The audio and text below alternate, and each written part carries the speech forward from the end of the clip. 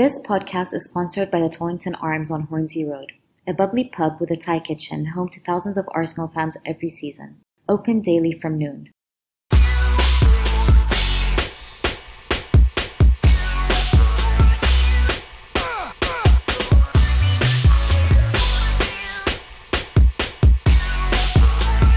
Hello and welcome to another edition of the Gooner and Ramble podcast. I'm your host Giles, and joining me this evening are my friend and colleague Akhil. You can catch him on Twitter at 10Akhil. Good evening, sir. Dry January is over. I made it, lads. I made it. Forget pulling off Aubameyang. It's the fact that I pulled off Dry January. I'll do a review of it later, maybe in a blog. Did you get a crate from? Did you get a crate or Jarabum or something? Oh, I'm working from home tomorrow, so I'm expecting a delivery. Put it that way. Man. But good man. It's over. It's over. Normal life resumes. Oh, we've also got Suburban Chris. How you doing, mate? Good to have you back. Thank you very much. In inspiration, Akhil's been such an inspiration. I'm doing no crisps February. So there you go. I'll let you know how that gets on. That's big. You only got 28 days, but that's big. That's why I chose it. And joining us for the first time is Dougie. His name is at Doug at DFresh10 on Twitter. Good evening and welcome to the pod, Doug. Oh, thank you for having me on. Long-time listener. Absolutely love what you guys do. Thanks for having me. You can catch Doug writing on Gunnerstown, and he's also the founder member of the Q's Gooners. That's upstate New York, if I'm right, if I got my geography correct. That is correct, yes. We got a nice little Gooner heaven up here. Three supporters groups within 2-hour radius, Rochester, Buffalo, Syracuse, and just a nice little haven for Gooners in the upstate New York area, about 5 hours from New York City. Not bad. So good stuff. How does that work on a match day? Do you sort of all get together and then kind of watch it together and like it regardless of the kickoff time, and just tell us a little bit about it. I'm always interested to know how these things work because I just think it's amazing. We all have separate branches. We're a part of Arsenal America. They're like the governing body. There's like 70 to 80 different branches in the United States. Yeah, you know about them. Yeah, we do. So I mean, once a year we do a Gooner Fest. So each place hosts a Gooner Fest. So it's when we all get together and just kind of party, kind of like a miniature version of Gooner Girl that was in New Orleans recently. Yeah. Okay. So Buffalo's the furthest away. They're west. They'll grab a party bus. They'll pick up Rochester.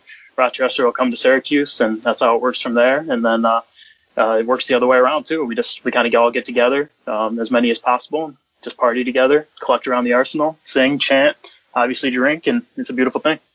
So how many members have you managed to accumulate so far then? Yeah, Syracuse.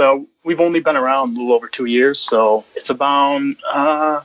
Like on Facebook, we have 170 members, but probably only 40 to 60 have shown up to an event. That's not bad, though, is it? That's a good turnout, isn't it? Yeah. Oh, yeah, that's not every match, though. The big matches will get like 30 to 40, small matches, 15, 25, anywhere there. Sometimes we get a little more than 40, but it's a beautiful thing. Yeah. Good stuff. Good stuff. All right. Good stuff. All right, so let's kick it off. We've had a very interesting and full-on month of January. Ended with defeat to Swansea, our bogey team, and also the small matter of signing a man called Aubameyang. So, without further ado, I'm going to ask you all to rate the transfer window, rate the business. Was it good, very good, our best ever, or otherwise? So, I'll start with our special guest, Doug. Rate the Arsenal's transfer window. Yeah, got to go 8 out of 10, in my opinion. Mkhitaryan, what a talent. And Aubameyang speaks for itself. He's going to bring goals.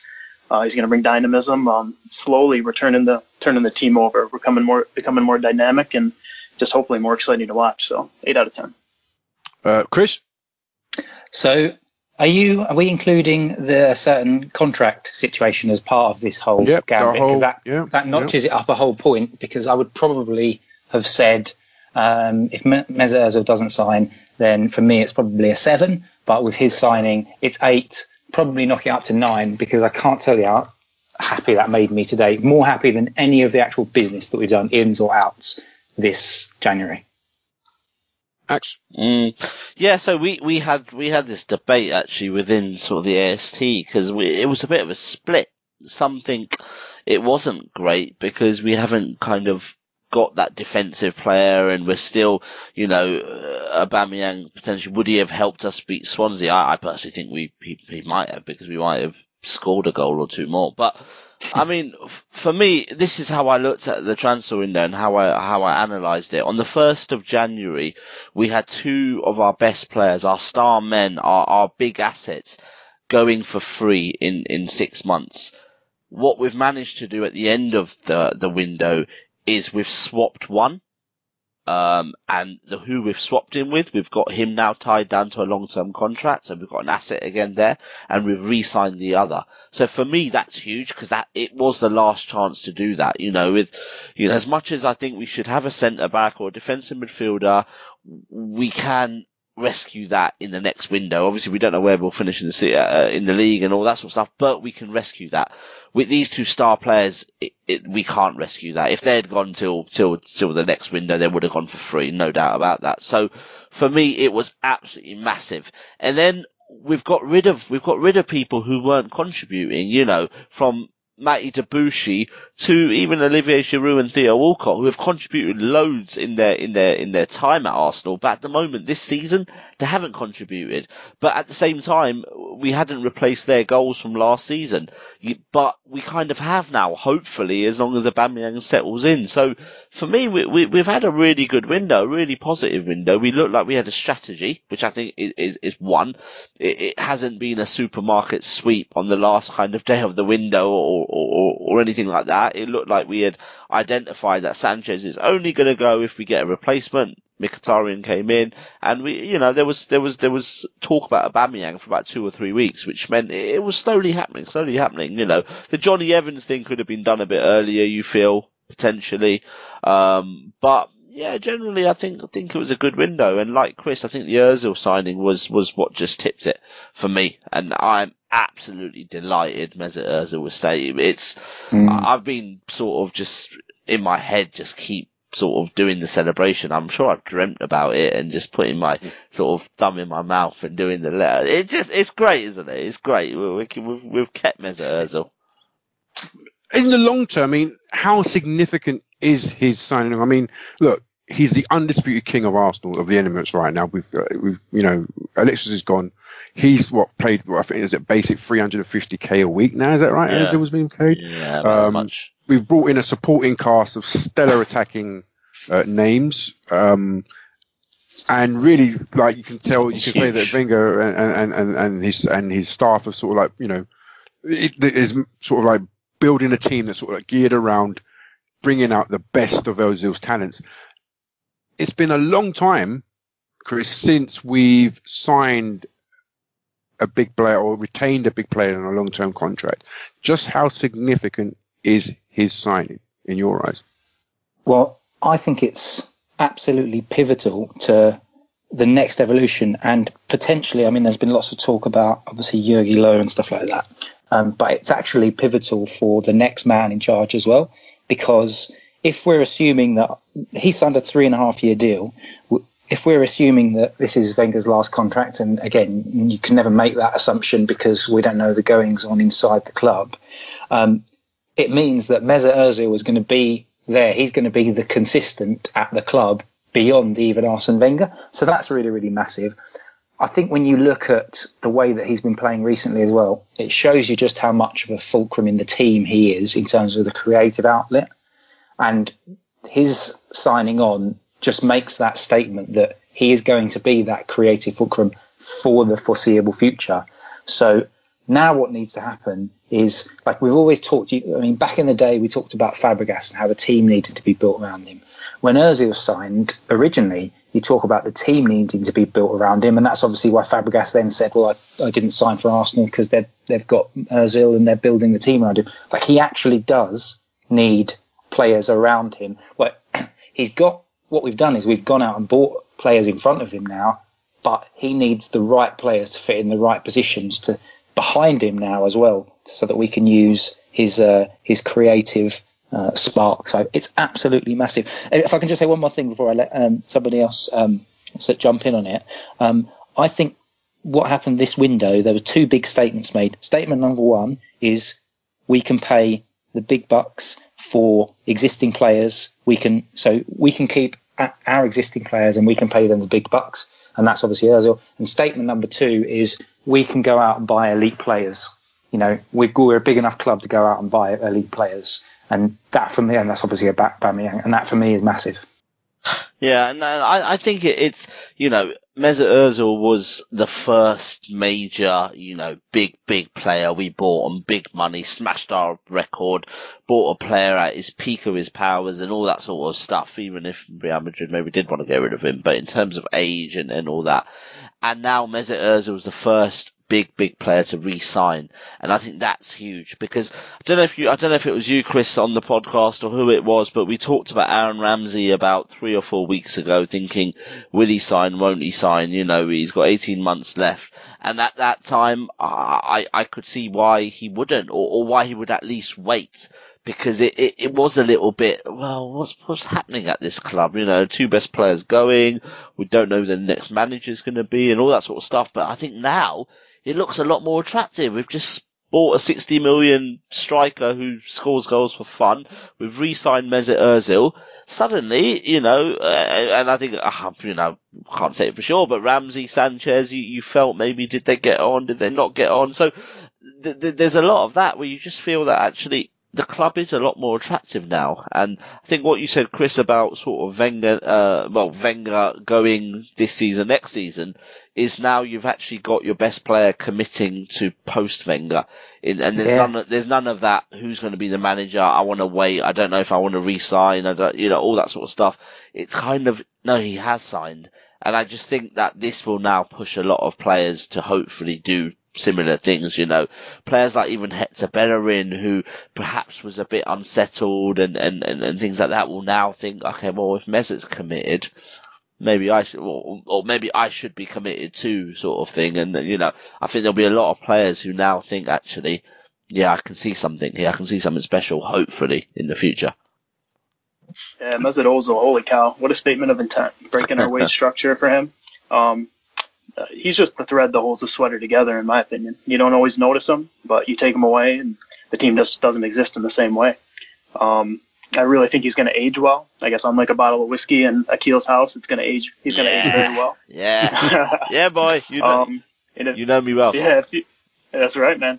And if you just want to talk about traditional Arsenal football, you know, progressive triangles advancing through the field all the way up the pitch. I mean, that's what he does. And Chris referenced it perfectly. Fulcrum. Everything's going to go around him. Everything revolves around him. He's on his game most of the time, and it's just a beautiful thing watching him play. In the States, we watch games on NBC, and there's a thing called TACCAM. You get an aerial view of the game, and he is the one that stands out to me each and every time. Just the creative pockets he finds, the way he's able to drag defenders. He's an absolute maestro, and we're so lucky to have him. Doug, my main worry, my only worry, apart from the defensive side that we've sort of like, we've not really addressed in this transfer market. My other worry was we've got Mkhitaryan, which is great, he's another playmaker.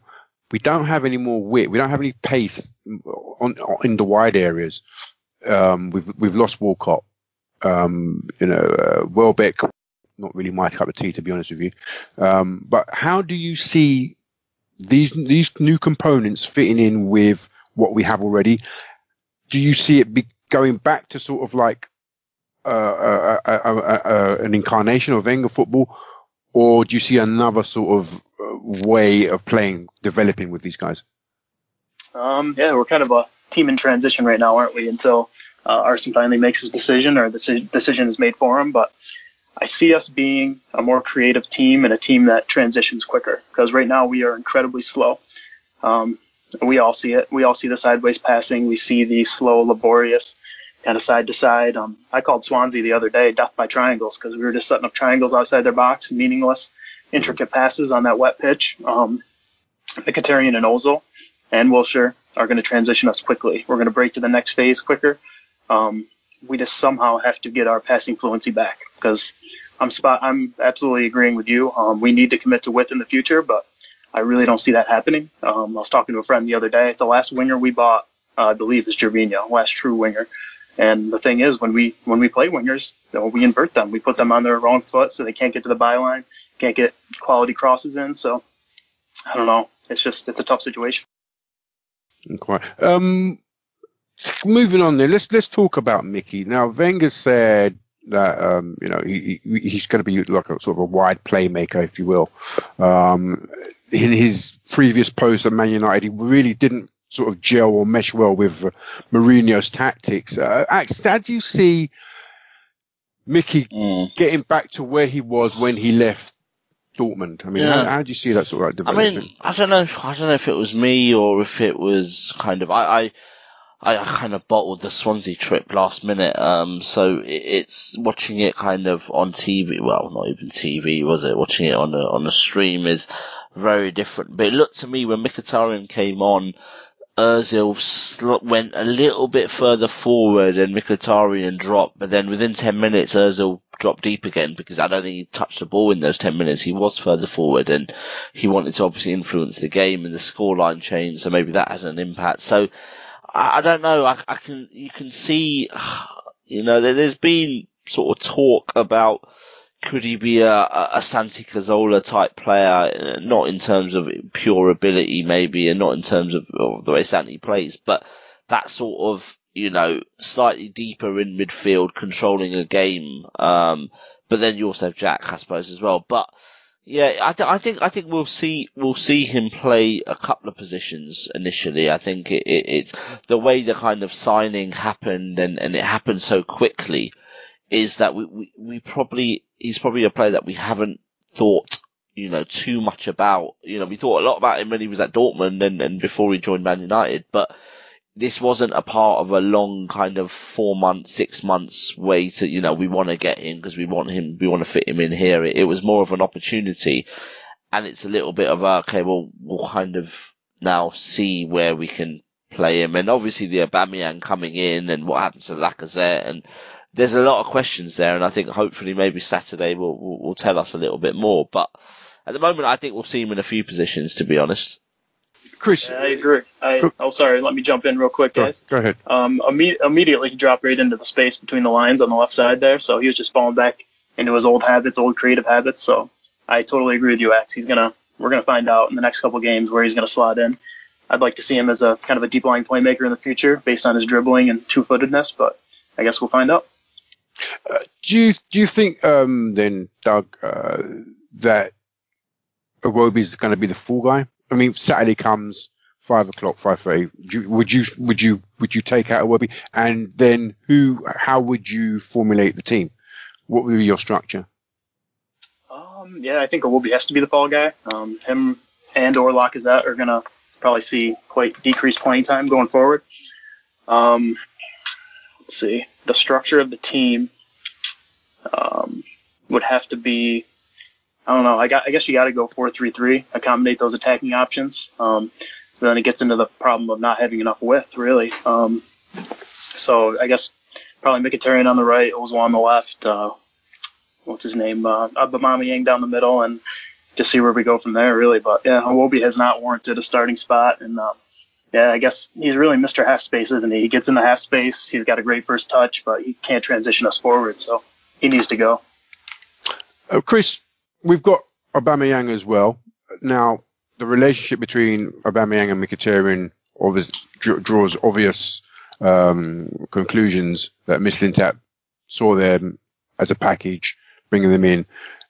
In their previous existence at Dortmund, they were very dynamic. Tuchel kind of incorporated both sort of like Pep's passing game and allied that with Klopp's gegenpress. And they were very effective, very dynamic on the break in attack going forward. They had the best seasons, goal-scoring seasons, I think. Certainly Mkhitaryan did. Is Lacazette the one that's going to be... Everyone seems to think that Lacazette is going to be the one affected most by Aubameyang's signing. Do you see that being the case, or do you see a place for Lacazette within this structure? So in my head... I think for the key for me with Arsenal, and certainly if I think back to the Swansea game as well, there's not very much mobility in the front three. So if I think back to when we first signed Cazorla and when Rosicky was fit and we had Theo, and people like him or loathe him, but Theo at that time was a creative influence. But also the front sort of 3-4 players, it was all based on movement. They all moved around quite a lot, so you'd find people cropping up left, right, and centre. And that's where I think it might be potentially exciting Ozil and Mkhitaryan, because they will just move around. Ozil moves around all over the pitch. If Mkhitaryan's also doing the same, and if he's intelligent enough to crop up in the spaces where Ozil isn't, Aubameyang's just going to be a poacher, and that just feels like what Lacazette is. But in my head, I can't reconcile how you can fit. Like, I've seen some of the pictures of people playing all four, but unless we are literally just going to do kick and rush football, kick and rush football, and absolutely just, the thing is, we're not geared up defensively enough to be able to say we're going to do effectively what Leicester did when they won the title, which is rapid counter. And if we were geared up defensively enough for that, I'd say maybe you could give it a go. But to essentially take almost 50% of your outfield players and say we're going to operate them as an attacking four, I can't see how that works. What I can see, though, is mobility in this, which I haven't seen with Iwobi on the left, and then Ozil floating. So Ozil has been the creative output, and Lacazette, who I think he's just struggling for confidence, and the signing of Oba could be quite dangerous for him because he's not scoring, he's lacking confidence, and you've got this new guy in who's just going to come in clearly with the confidence enough to say, I'll have Thierry Henry's number, and reference his adulation for the guy. So for me, yes, to answer your question, I think he is sacrificed. I think that would be a shame, because I think there's a place for him certainly in a squad with only 23 players. But what I'm more excited about more than anything else is movement and mobility and players pulling other people around, because yes, we don't have any width, but we have such attacking fullbacks anyway that those other players pulling players around could create more space in the final third for us. Definitely, Aubameyang and Mkhitaryan come with a relationship, and we kind of lack relationships recently within the team. There seems to be a lot of ships passing in the night, sort of thing. And no one seems to be sort of like developing any kind of relationship recently. Thankfully, Mkhitaryan and Aubameyang will bring that. Aubameyang signing, record signing. What's even more sensational about it for me is he's 28. There's no resale value. That is ripping up the Arsene Wenger transfer, book, acts. Yeah, Were you, are you? How? I'm just wondering. I'm still kind of spending 60 million on a player who might get you into the Champions League is worth about 40 million. So, with shirt sales as well, we're going to be renegotiating commercial deals soon. There's a new TV deal, 2019. It's as long as he's not a complete dud, you probably get your money back. Essentially. We sold Alex Oxlade-Chamberlain for about 35 to 40 million. Theo Walcott for 20, Francis Coquelin for 10, all that sort of stuff. So we've broken even, really. We haven't even... Actually, I think we've come out 20 million. We're in profit. Exactly. But I mean, they'll be signing on fees from Mesut Ozil for his contract and stuff like that. So they'll, maybe we're slightly in profit, but at the very worst, we've broken even. So really, it's a change because there is no resale value and things like that, but it's football has moved on, and if you think about that sort of supermarket sweep year of 2000 and what was it, 12, or 11 actually, wasn't it? And Mikel Arteta and Per Mertesacker came with no real resale value. Yeah, it was 10 million and 8 million or whatever it was kind of each, but at that time 10 million was probably worth a lot more than it would be now. You know what I mean? Things have moved on. Money prices have got higher, and then Neymar deal just absolutely inflated the market. So a 10 million deal then is probably worth a 25, 30 million deal now. If you think of a 29-year-old Mikel Arteta, how much would he cost now? You probably, Everton would have wanted about 25 million for him, I would say. So it's one of those things where it's just gone up and up. So actually, Aubameyang signing isn't much different to an Arteta, if you know what I mean. Obviously, it's a little bit more, even if you inflate it. But So yeah, I think it's worth a risk, really. I think it is a change of tactic. I think it's one of those where this sort of new regime sort of thing has given.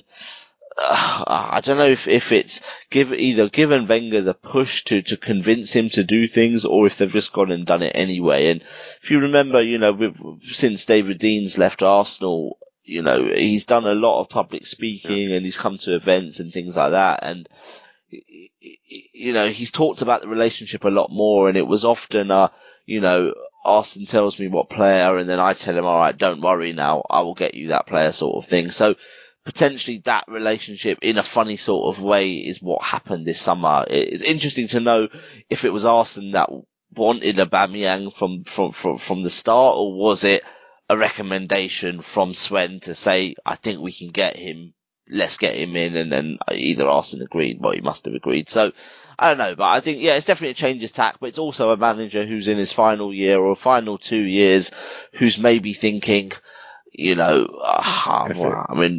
say one last crack, but I mean, we're nowhere near the league title, but you know what I mean? One last crack to something. The final season, let's go for it. Let's just do something. This isn't going to impact the club financially massively, so let's just do it.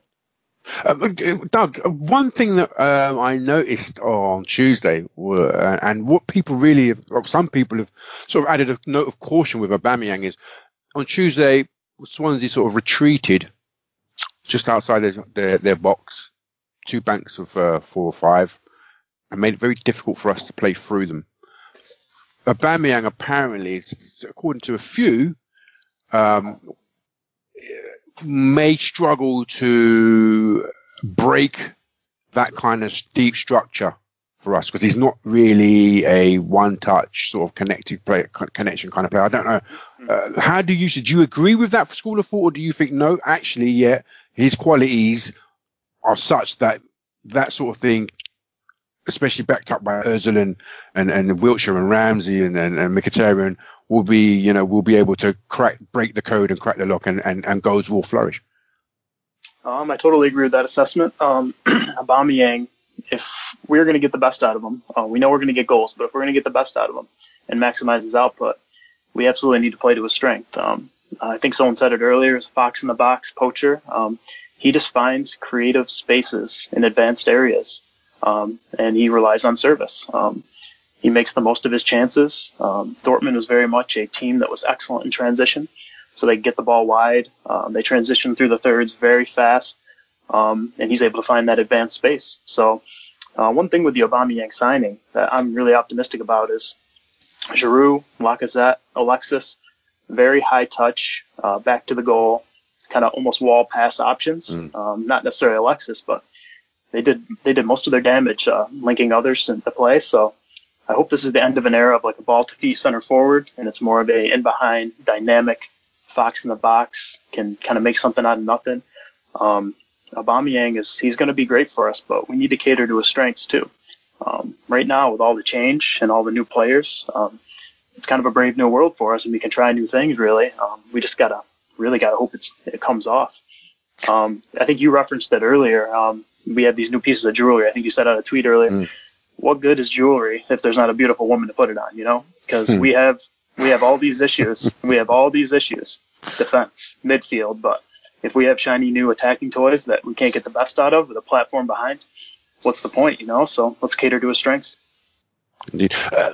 So then we gotta not be so possession oriented and be more 1 and 2 touch, quicker in the transition, to get the best out of what we have now. I totally agree with that. Totally agree. So I mean, we have to move the ball a little quicker. We need to make deep lying choices better. I mean, like Cazorla, you can move the ball so fast from deep. I guess we need technical leaders from a deep central midfield platform to kind of transition the ball.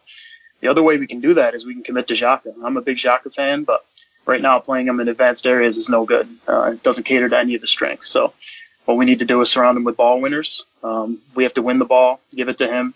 He can spray the ball all over. We know his range of passing is amazing. Right now, the role he's playing just doesn't make any sense. So I guess we have to transition through the thirds much faster from deep midfield, or we need to kind of build around Granit Xhaka and kind of transition that way. We don't really have many ball winners left. We've sold Coquelin. None. Yeah. None. No. What do you reckon, Chris? No, Doug is right. We literally have none, and that's one of the things. So when I can't remember if it was before we went live or not, and I was talking about you need to build the team. Yeah, I think it was. You need to build the team around Ozil, and when I talked about the team behind Ozil, It is those ball winners. So if Mesut Ozil is dropping a little bit deeper because the opposition have got the ball in the final third or just in the middle third of the pitch, but they're attacking us, and the ball turns over because we've got a ball winner, then if he's got two options, a Xhaka near to him to play the ball, or even if he's got Mesut, then you've got Mickey and Oba who potentially are in front of him as well, and we can break quicker, and you've got players that can find that pass. But right now, you're looking at, who are we looking at? Jack Wilshere being a ball winner, Aaron Ramsey being a ball winner, Ainsley Maitland-Niles. I don't understand why Ainsley Maitland-Niles hasn't even been given a look in. Maybe he will, instead of even sacrificing someone like Jack as much as,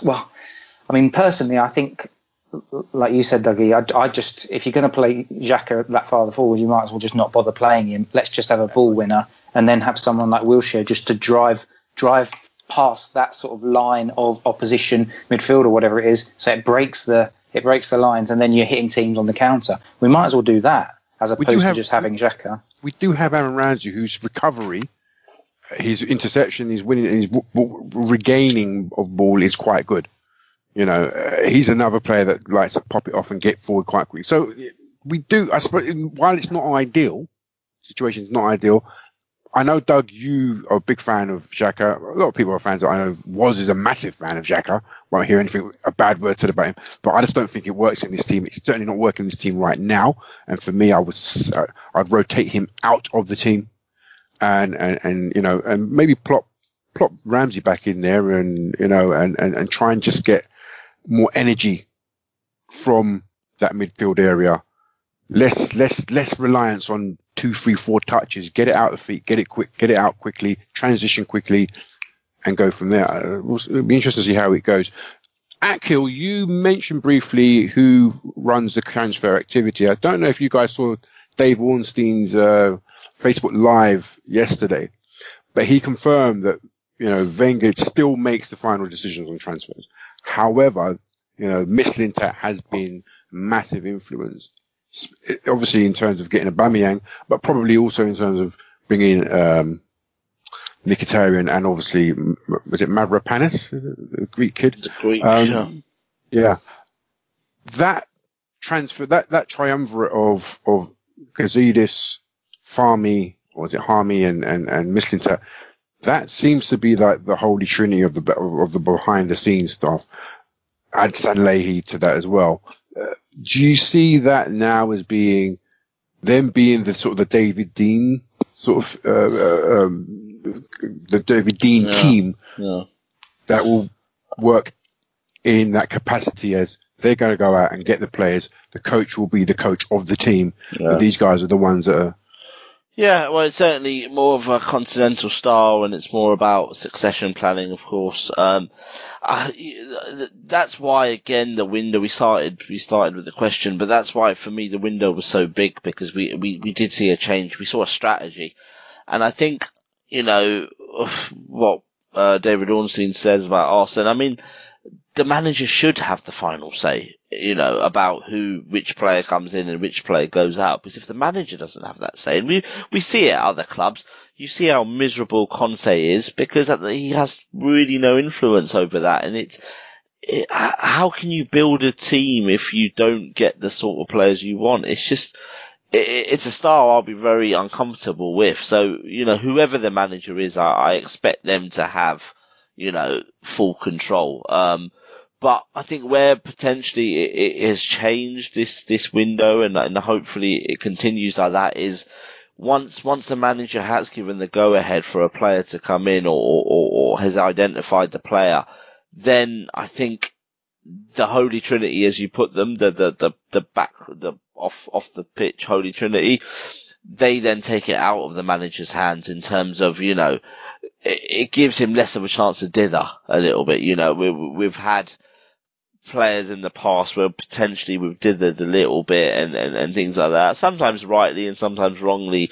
But I think now it's given to experts to do what they're good at, leaving then hopefully the manager to do what he's good at. And as I say, I laugh because I know what the reaction of people listening to this is probably going to be. But, in theory anyway, like if you forget who the manager is, that sort of structure should work. So yeah, I do see it as a bit of in terms of the David Dein, Arsene Wenger thing, the Gilberto thing was great, wasn't it? When David Dein said, I never actually admitted to Arsene how much we paid for Gilberto until a few years later, because if I had, he would have said, I'm not sure he's worth it. But, the fact that Wenger wanted him for David Dein was enough. So, yeah, I think it is a little bit, but I think it's very much as well looking forward kind of thing. And, we'll see. We'll see in the next few weeks how much impact the player Aubameyang and Mkhitaryan have on the team. And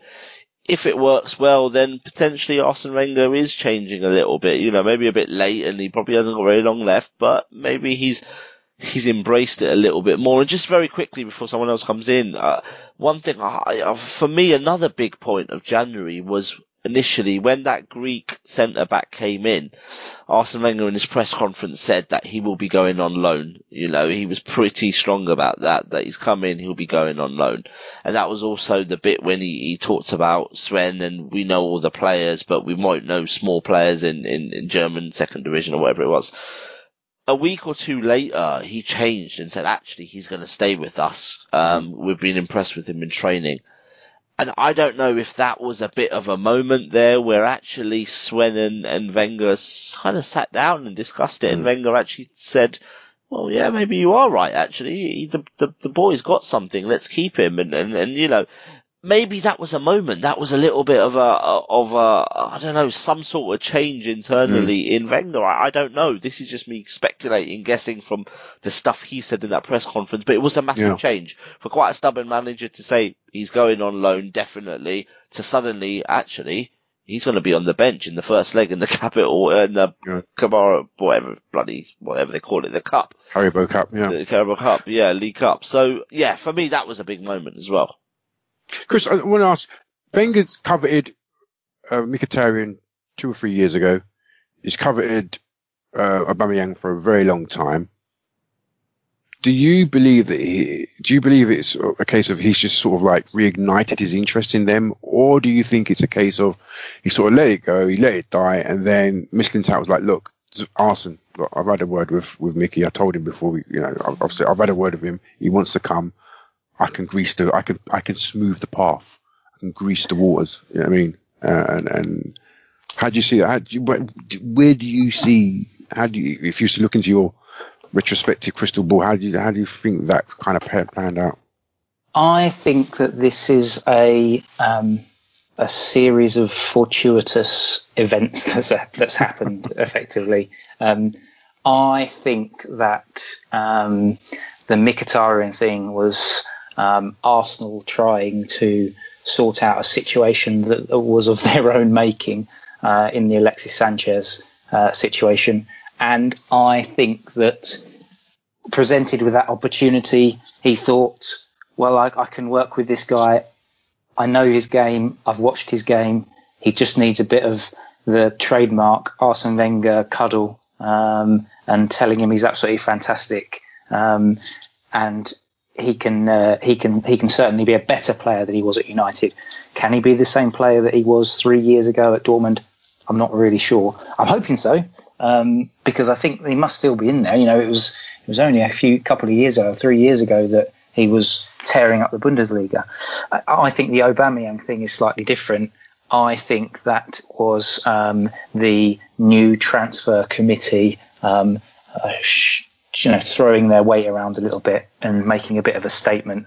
And of course, if you are someone like Ivan Gazidis and his team who say, right, we're going to make this big statement now, do you want him, Arsene? Of course, Arsene Wenger's not going to say no. People talk about Wenger being stubborn, and he is stubborn. He is stubborn, but he's not stupid. If someone says, would you like an elite player to play in your football team, please? You don't say, I think I can squeeze a bit more out of Danny Welbeck, actually. Well, he probably did that in 2015-16 when we only brought in Peter Cech. You know, we had the opportunity to go out and buy. You know, our friend Angie's always said that in that summer before the whole Brexit thing. You know, the pound was pretty strong. We should have gone out and bought. We didn't, and we paid for it. That could have been Wenger saying, "Yeah, I don't actually know if this guy's worth it. I'll stick with what we got. I think this team is good enough," and we paid the price. But that was pre, this new transfer committee era, wasn't it? That was when Arsene Wenger held all of the cards. We'd won an FA Cup. People were a little bit more buoyed. I actually remember that summer, and all right, in hindsight, horrifically wrong. But I looked at that team in the August when we signed Petr Cech, and I said, you know what? It didn't look that bad a team to me. I honestly, generally thought that. It's only with hindsight and injuries and the way that the season panned out that it obviously was a mistake. And the fact that we've seen such inflationary football prices, that was the thing that did it. But he held so much control. He doesn't have that same control now. And that's why I say I think the Aubameyang thing was the transfer committee doing the modern day version of what you said earlier, the David Dean effect, which is we're just going to go out and do this, Arsene. We're not even going to tell you the details. Do you want him or not? Doug, we Brits like to call managers, whereas on the continent they call them coaches. They coach the team. You listen to Pep, he says, I let Tichy Beristain or whatever he's called go out and do the transfer business. You listen to Jose, he says Ed Woodward goes out, he says, I coach the team. They go out and do the buying of the players. Pochettino I think Pochettino probably still holds a lot of the power at his club. Conte's frustrated by Granitskaya being the transfer person. Do you think the Brits here are still behind the times in terms of how we view the manager or the head coach? As far as giving them too much power and say over transfers and everything? Yeah, obviously on the continent, a head coach is a head coach. They only coach the team, and the sporting director and the others do the rest of the stuff. Yeah, probably. Should be a more holistic approach, top to bottom throughout an organization. I don't know. I'm probably the wrong person to ask about this, honestly, but I just feel like any company, any business, you need to be on the same wavelength, top to bottom. You give anyone too much power, it just kind of negates what other people are doing, and everyone really needs to be on the same page. So I think going back to Sven, I kind of have a different view from you guys. I think Arsene's power is being severely limited right now, and it's going on slowly but surely behind the scenes. I think Sven has been given more power than we realized when he first signed on. Because they're very much Sven men. The things that happened this past January has never happened before under Arsene Wenger. Breaking the wage structure, having a record signing, 3 January signings. I'm not sure that's ever happened before. He signed a striker last summer, broke our transfer record then, did it again this summer. So 2 number 9s in the space of 6 months. I just think all the signs point to not him being pushed out, but him getting a severe limit put on his power. And it's probably long overdue. Indeed. Okay. Ramsey, how do we avoid the situation in summer? He's got, Akhil said earlier on, maybe what he's seeing now, just like with Ozil, he's seen the new guys coming in, he's changed his mind or had an effect on him signing a new deal. Ramsey still hasn't signed the new deal. We're coming into the same situation at the end of this season where he's got 12 months to go. Chris, start with you. Get to the end of the season. He hasn't signed. Do you sell him? Do you give him an ultimatum or do you try and chance your arm and see if you can sign him up during the season? I think you have to be pragmatic and you have to say, if you're not with us, then you're with someone else, and you maximise your return on an individual, which is only going to decrease. Last summer, I don't know, I think there was a fair few people that were talking about Alexis, and I actually genuinely thought we should have made moves right at the beginning of the window to just ship him on, because it looked clear that he wasn't going to sign a new deal. So you ship him on at the beginning of the summer, you try and create a nice big bidding war, you get 60 to 70 million pounds for him, and then you reinvest and you have a nice pre-season. That has to be the approach now. If we're going to have this new bold era of being a little bit more strong, and not being sort of held back by some of these players and their agents, then we have to take firm approaches. Other teams will do it. Other teams would do that. So we have to do the same as well. But like Akhil said, maybe we're just a little bit more attractive now. Axe? Yeah. By the way, the last time I think we signed 3 players, the last 5 minutes I've been thinking about that, in January, I think was 2006 in January when we signed Adebayor, Theo Walcott and Abu Diaby. I think we might have even signed Carlos Vela that summer. But that's just a random fact and stat of the day. What was the question? I've been thinking about that for Ramsey. the last 3 minutes. Ramsey. Sorry. Yeah. I think we're in a much stronger position. As I said, 1st of Jan, we were in a slightly more desperate position where we thought, well, we can't lose another one if we're going to lose our two big players. I mean, by the way, Wilshere hasn't signed yet, but hopefully that will get done. But now I think we're in a better position. Certainly in that midfield, if we can get Jack signed up and Ozil staying, suddenly you can actually tell him that, Aaron, if you're not going to stay, then we're going to have to sell you in the summer because you've got a year left. We can't afford to do it again. We're just exhausted. We don't want it to happen again. And potentially with this new kind of regime as well, they might not let it happen again. When that contracts guy came in, there was rumours that, or there was briefings done that he was saying that no player should really come anywhere close, 2 years close to the end of their contract. Well, obviously he's only just come in, so you got to give the guy time, but I think we'll see that more and more, and so yeah, I think there will be a bit of a sort of either sign up or go kind of thing. But I think we're in such a better position now. We're a lot more appealing and attractive. So the only issue you can now see is players that are on sort of 100 grand, probably what Ramsey's probably around that amount. Suddenly, well, okay, I'm not as good as Mesut, but am I, 3 times worse than Mesut, or is my influence, or is my influence on the club 3 times worse than Mesut? That's the problem, You've heard it with United. Pogba suddenly now starting to ask, well, if Alexis is on this, I want this. You might start to get that a little bit more, and you just might, these sort of players might want a slight wage increase. Dude, I know Dave just said a quick that. thought on Ramsey. Yeah, when you guys get a chance, quick thought on Ramsey. Mind if I share it? Yeah, go ahead. Yeah, Aaron Ramsey, I think the best thing that might happen to him is the signing of Aubameyang.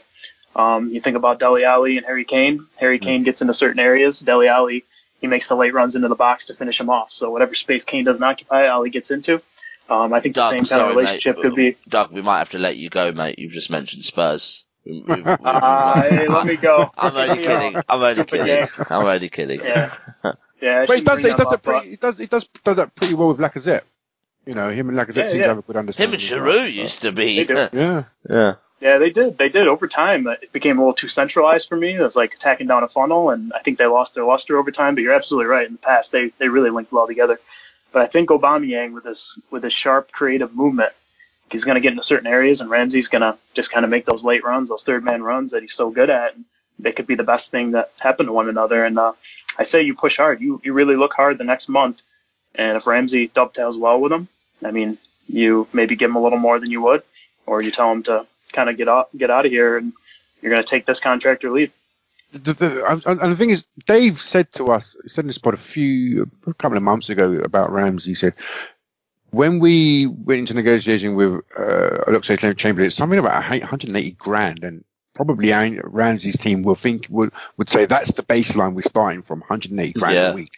It's going to be at least that now, isn't it? I mean, he's going to see himself as quite an integral part of the team. He is quite integral. Before he went out injured, he was very, very integral, and we kind of lost that impetus with him out of the team. I know Jack and Jack are sort of like, they done all right, in his absence, but he is a very, very major part of this team.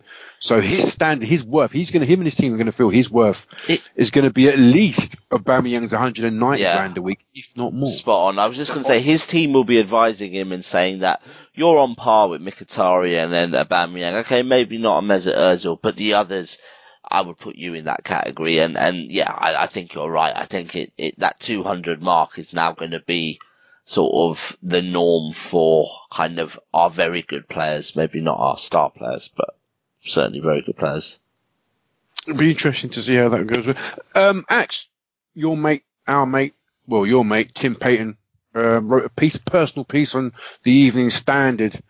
Just take us. Associate. Oh, is it associate now? Well, that's what I say publicly. You're lodging him. Well, I say publicly because I get bashed otherwise. I mean, if it's his round, then he's a mate. But if it's not his round, he's an associate. Nah, man, he's all right. He's all right. What do you make of it? What do you make of his comments? And the paper saying it's AST. But forget even that it's AST. Yeah. I mean, what did you make of his comments? You know what? I think it's Twitter that has done it, but I've never got people falling out, throwing abuse at people for having different opinions. I just don't get it.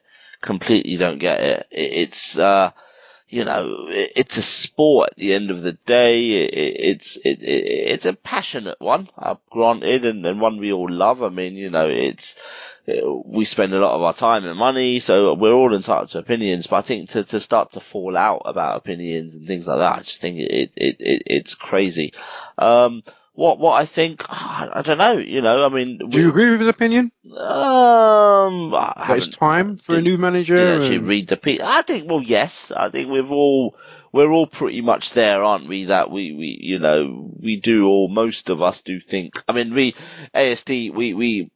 surveyed our members last sort of March, April, and 78% thought it was time. I think that kind of figure might be a little bit more now, but at the same time, there was a comment section, and we did we had it independently analysed, and we had this clever word cloud made, and the words that were, the bold words were the words mentioned a lot, and there was words like respect, legacy, never forget, things like that. So there was a lot of respect from people that wanted him to move on, not get a contract or whatever, but there was a lot of respect. So, you can have that. You can want someone to go, but still be respectful and still like them and love them because of what they've done. So do I agree with that bit? Yes. What I disagree with is that the transfer window, I think his view was the transfer window wasn't as good as we're saying it was here, because we didn't get that centre back or that defensive player and all that sort of stuff, which I get it, because I would have loved a defensive player to come in and, a centre back or a defensive midfielder, because I do think and even a goalkeeper, I think that's positions that we do need to kind of plug. But I don't agree with it was a bad window because of that.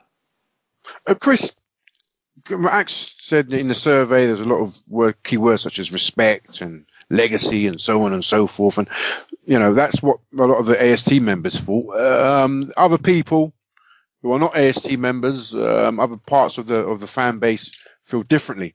There's many ways of expressing your opinion and expressing where you sit and where you lie on the Wenger debate. Spectrum. As we know, the spectrum, yeah. And there's a March plan. There's been a March plan for a little while now. Everyone has a right to express their opinion, their view. Is there do you think there's a right and a wrong way, or do you think it's just the way, or do you think people should be allowed to just, express it how they wish? I would say there's probably a way in which you can deal with certain circumstances. I don't agree. I have thought for a while now that it's time for the manager to move on. I will be vocal through social media platforms, through my blog, maybe even on match days. And obviously there's talk of this March and whatever it is at the weekend. But I'm not going to resort to name calling and abuse, because I do have I'm 35 years old and I have got not a great memory, but my memory does stretch as far back as, yeah, mate, I know. It's shocking, isn't it? Father Time's had his way with me. But I remember all that he has done for the club, and that can't be undone. So, there is a right and a wrong way of treating something, and you can disagree, you can think it's time, you can be angry at the decisions that he makes, but there's no need to be dropping C-bombs left, right and centre about an individual, because, it's a human being. So I do think there's a right and a way. Yeah, I do think there's a right and a wrong way to behave towards individuals and people, and that actually extends towards other people that are on Twitter or Facebook, or people that comment on my blog and just call me an absolute moron, which, yes, all right, I am. But, I've still got an opinion, and I will, as long as I'm articulating that without resorting to abuse, then I'm all for more people doing it. I suppose the issue for me is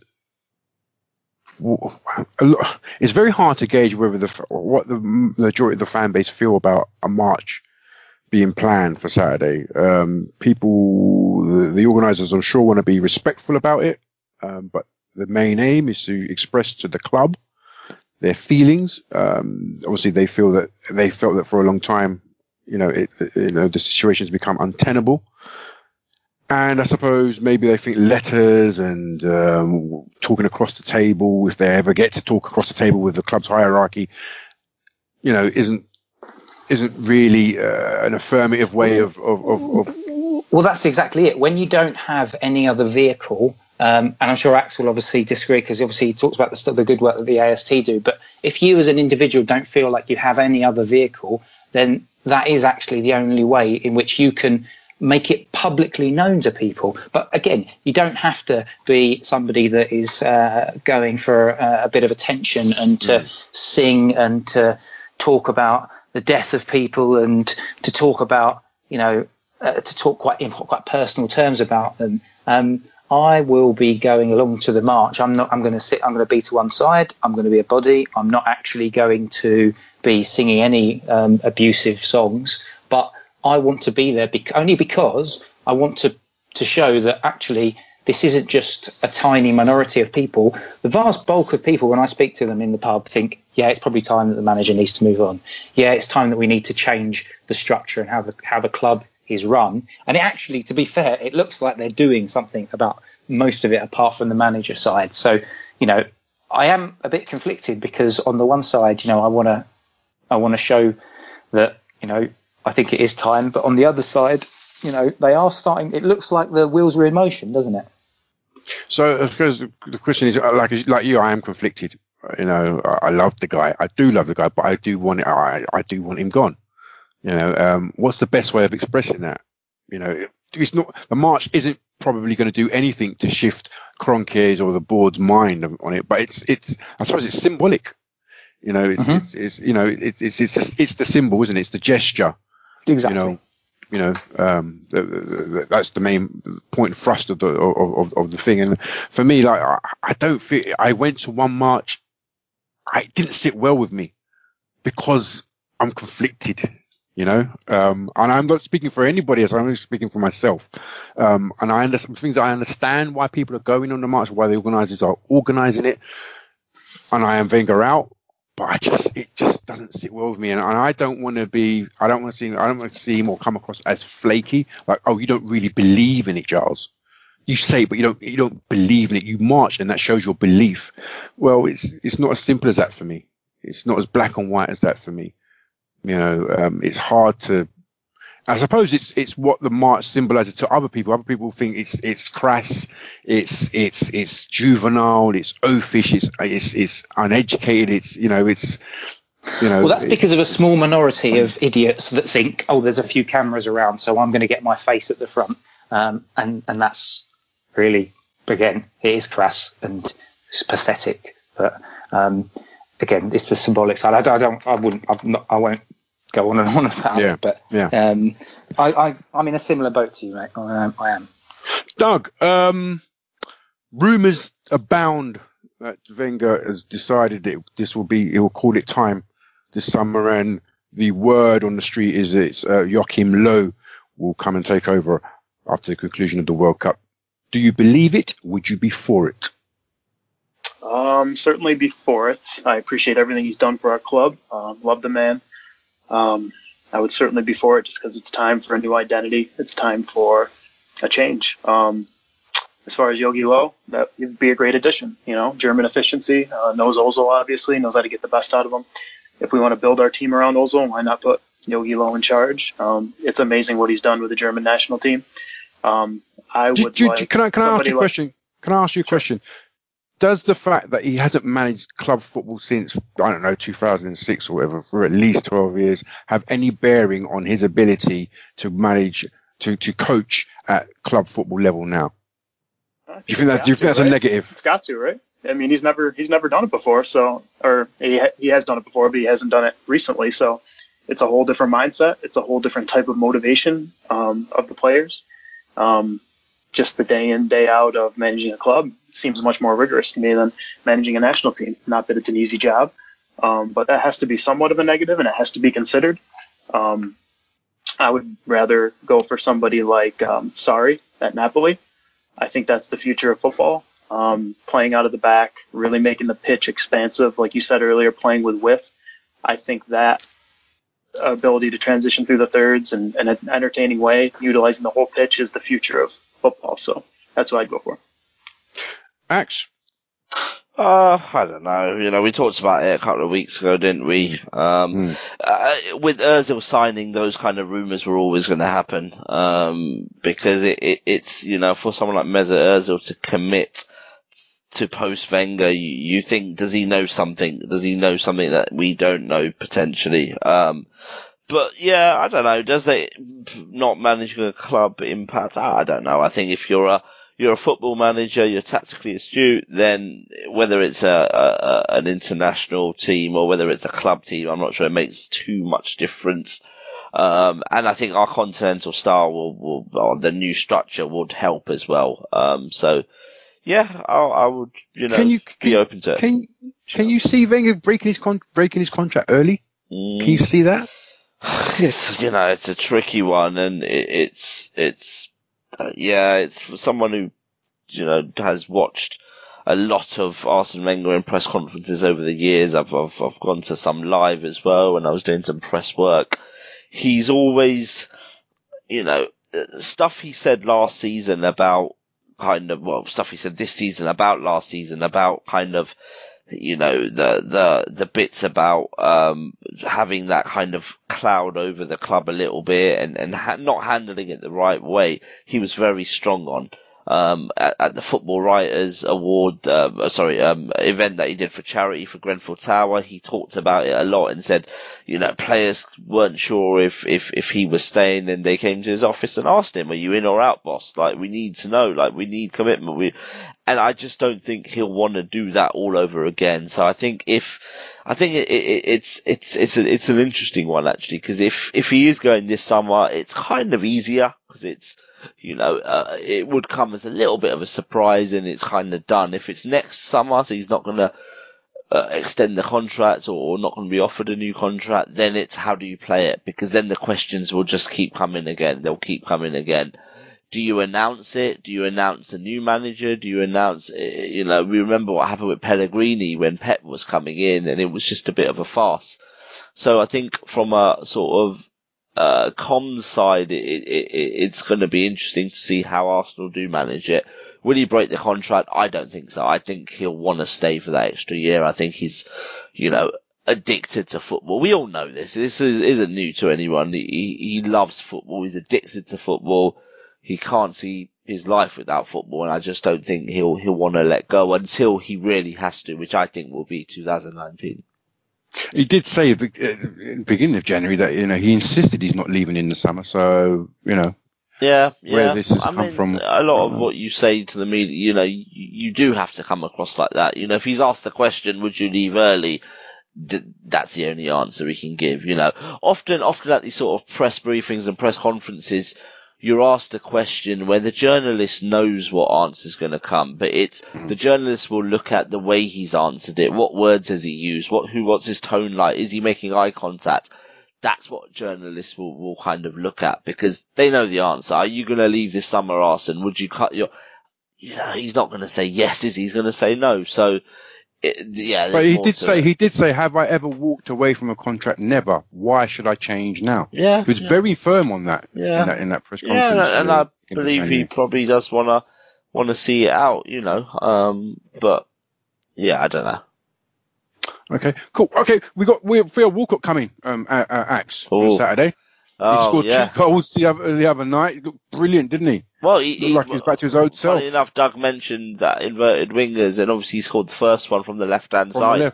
Yeah. And the second one was from a set piece, so you can't even, so, yeah, he looked good. He looks like he's enjoying his football again. That's 2 goals and an assist in his first 2 games. It's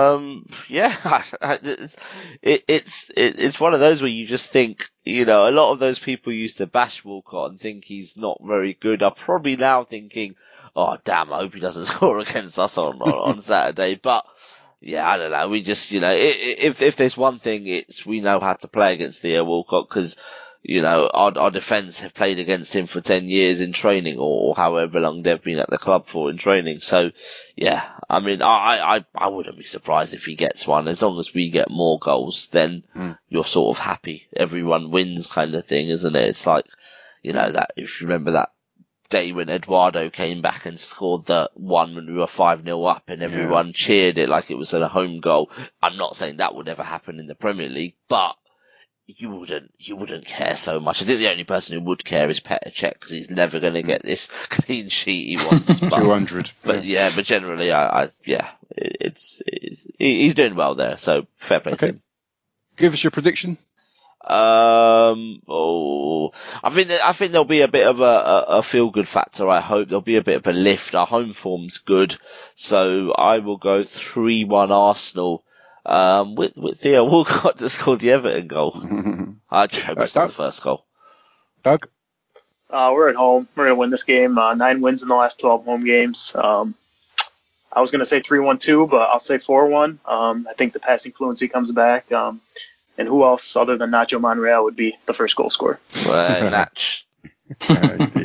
And over to you, Chris. Lads, I think we need to put some money on this 3-1 because that was the first thing I've written down on a piece of paper. 3-1. I'm going to say 2-1 though. I think it's inevitable Theo Walcott will score. Just think about the type of game that Everton will play. They will sit. They will look to be compact, especially Sam Allardyce Everton. And then you've got Theo Walcott with his rapid pace. That terrifies the life out of me, if I'm honest with you. And I never thought I'd be saying that. Theo Walcott at the Emirates terrifies the life out of me for another team. Right. Yeah, indeed. All righty then. Let's wrap it up there. I want to thank all my panelists for coming on this evening. I want to thank special guest Doug. You can catch him on Twitter at DFresh10. Thank you very much, Doug.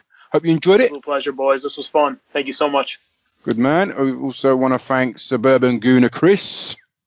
Thank you very much. And goodbye, Ollie. We hardly knew you. Yeah. Indeed, we didn't even give him a tribute, did we? And also... We gave Theo and we even gave Francis Coquelin one. Yeah. I mean, what's the I think we can all agree the scorpion kick has got to be the one, isn't it? Yeah. It's got to be the enduring memory. Near post flick for Spurs for me all day. Oh, okay. Love that goal. Mm-hmm. I would even throw in his assist in the cup final a few months ago. Yeah, first great touch. assist. Yeah. Oh yeah. Those moments. The day we signed Mesut Ozil, we scored against Spurs. Is that the goal you meant, Chris? Yeah. No, okay. Yeah, was it? Yeah. The 1-0 at the Emirates. That near post flick. When Ozil signed, yeah. So there's a few. I mean, he's got 100 goals for the club. I mean, the one in the Europa this season as well. Was it the game we won 1-0 at the end? I mean, that was a cracker as well. The goal at Palace a couple of years ago, second game of the season. Scissor kick on the opening day. He had the scissor kick on the opening day 2 years ago, I believe. Crystal Palace, I believe. Yeah, second game, yeah. And also his role in the team goal against Norwich City. That was unbelievable. And Rosicky as well. He assisted that one, didn't he, as well?